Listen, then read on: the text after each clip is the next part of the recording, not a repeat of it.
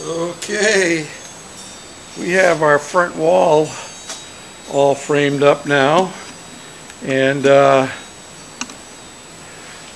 you notice that I didn't frame it outdoors.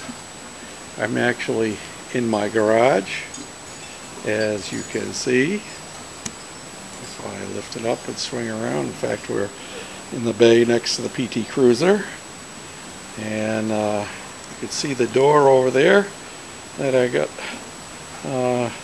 freebie I picked up off the side of the road the other day in a neighboring town when we were over there visiting. And yeah, basically the layout is the same as for the back wall, except that you could see a couple of differences.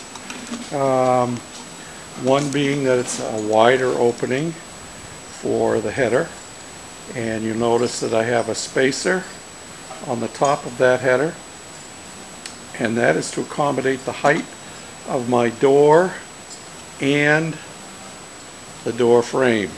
The door frame I have cut out there. I have to make my own because it didn't come with it. That's no problem. And so I took the height of my door, allowed myself about 1/8 of an inch or more clearance all the way around, and then the thickness of my jambs, and allowed some clearance around those just in case my wall isn't perfectly plumb, which it should be, but just in case, and allows for shimming. And it's even possible I've had it happen where a door was not perfectly square.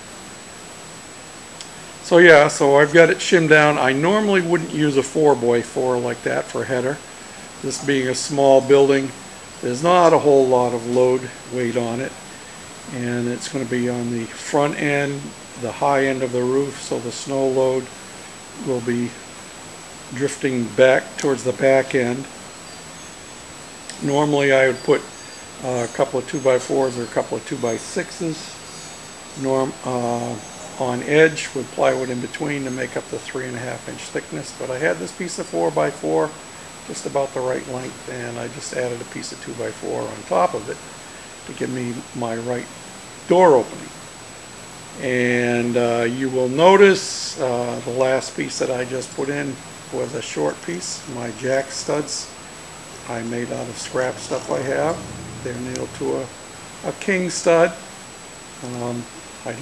I didn't buy enough to do all my jack studs purposely because I had a limited budget, and I stayed within my budget.